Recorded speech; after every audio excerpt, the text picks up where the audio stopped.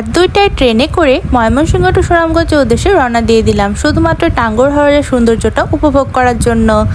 সেদিন আমি আর আমার হাজবেন্ড টাঙ্গুয়ার হাওরের উদ্দেশ্যে রওনা দিয়ে দিয়েছিলাম। সেই দিন কি করলাম তার সাথে টাঙ্গুয়ার হাওরের সৌন্দর্য সেই মুহূর্তগুলো নিয়ে আজকে টাঙ্গুয়ার হাওর ট্যুরের পার্ট 1টা শেয়ার করব তোমাদের সাথে। এই ভিডিওটা ছিল গত বৃহস্পতিবার আগস্টের 8 তারিখের। যেহেতু রাত 2টা বেজে গিয়েছিল তাই আগস্টের 7 তারিখ না বলে 8 তারিখে বলা যায়। আমি আর আমার হাজবেন্ড সুন্দর করে ব্যাগপত্র গুছিয়ে নিয়ে রওনা দিয়ে দিলাম ময়মনসিংহ রেলওয়ে স্টেশনের উদ্দেশ্যে। যদিও আমাদের ট্রেন সেদিন ছিল রাত 1টা 30 মিনিটে, তবে 1 ঘন্টা লেট করার কারণে ট্রেন 2টা 30 মিনিট এসেছিল, তাই আমরা সেখানে পৌঁছেছিলাম 2টার সময়। টাঙ্গুয়ার হাওর ট্যুরটা আমরা দিয়েছিলাম ময়মনসিংহের একটা গ্রুপের সাথে, কারণ আমরা 2 জন ছিলাম, আমার হাজবেন্ড আর আমি। আর এসব জায়গায় ট্যুর গ্রুপ ছাড়া যাওয়া সম্ভব নয়। আমরা তো রাত 2টায় সেখানে চলে গিয়েছিলাম, কিন্তু ট্রেন লেট হচ্ছিল, তাই ভাবলাম আশেপাশে থেকে একটু চা খেয়ে নেওয়া যাক।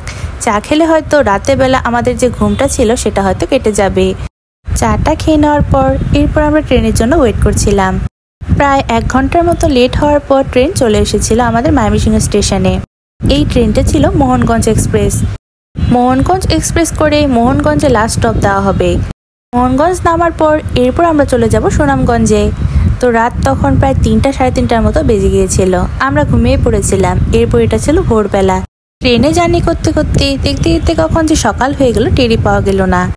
যদিও চোখে অনেক বেশি পরিমাণে ঘুম ছিল, তবে ট্রেনের জানলার বাইরে যে সৌন্দর্যটা ছিল সেটা দেখার জন্য হলেও সজাগ থাকতে হয়েছিল।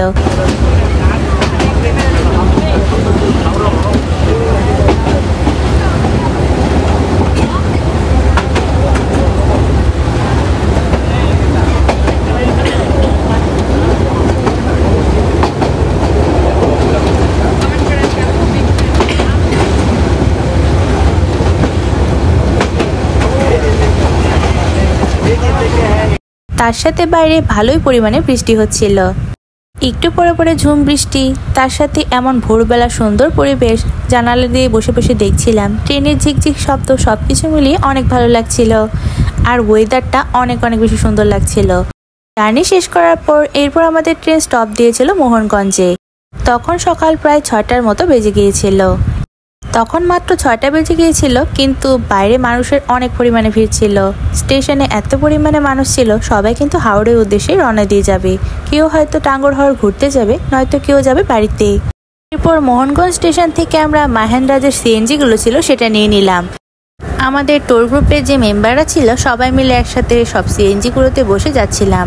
সেদিনের ওয়েদারের কথা আর কি বলবো, একটু পরে পরে বৃষ্টি পড়ছিল। মানে অদ্ভুত একটা ওয়েদার ছিল। আকাশটা খুবই সুন্দর লাগছিল, তার সাথে এমন প্রাকৃতিক পরিবেশ, চারিদিকে শুধু জল আর জল। চারিদিকে বাসা বাড়ি কিছুই দেখা যাচ্ছিল না। একটু পরে পরে বৃষ্টি হওয়ার কারণে আকাশটা একদম মেঘলা ছিল। আকাশটা যেমন সুন্দর লাগছিল, চারিদিকে জল আর জল, সবকিছু মিলিয়ে অনেক বেশি সুন্দর লাগছিল। আমরা কিন্তু হাওড়ে প্রায় চলেই এসেছি। চারিদিকে থই থই করে জল আর জল। এত পরিমাণে জল দেখে প্রথমে ভয়ই লাগছিল, তবে সেখানকার পরিবেশটা এত বেশি সুন্দর ছিল, আসলে চোখ জুড়িয়ে যাওয়ার মতো। সিএনজিতে জার্নি করে আসতে আসতে আমাদের 2 ঘন্টার মতো লেগে গিয়েছিল। এখানে আমাদেরকে এই ঘাটে নামিয়ে দিয়েছিল। এই ঘাটটা থেকে সকল ধরনের হাউসবোট ছেড়ে দেওয়া হয়। সেখানের ওয়েদার সবকিছু মিলিয়ে এত ভালো লাগছিল কি আর বলবো। আর আমার হাজবেন্ড যে কতটা খুশি হয়েছিল তা তো তার এক্সপ্রেশন দেখেই বোঝা যাচ্ছে। যাই হোক, তার সাথে কিন্তু আমিও অনেকটা হ্যাপি হয়ে গিয়েছিলাম। এতটা জার্নি করে আসার পরে যখন এই পরিবেশটা দেখতে পেলাম, সত্যি বলতে জার্নিটা সার্থক মনে হচ্ছিল। ঘাটে নামার পর সেখানেও কিন্তু বৃষ্টি হচ্ছিল, একদম গুড়ি গুড়ি বৃষ্টি।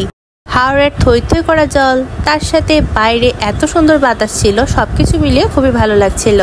আর এমন বৃষ্টির ওয়েদারে গরম গরম ধোয়া ওঠা চা খেয়ে নিচ্ছিলাম আমি আর আমার হাজবেন্ড।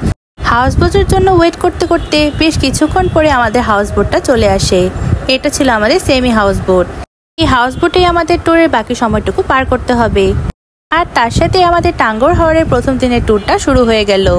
তার সাথে আমার আজকের ভিডিওটি তোমাদের সাথে এখানে শেষ করছি। নেক্সট ব্লগে তোমাদের সাথে টাঙ্গুয়ার হাওর ট্যুরে আরও অন্যান্য ব্লগ নিয়ে আবার দেখা হচ্ছে। সেখান থেকে কোথায় ঘুরতে গিয়েছিলাম, কি করলাম, সবকিছুই দেখাবো তোমাদের। আমার আজকের ব্লগটি এই পর্যন্তই। Thanks for watching. বাই।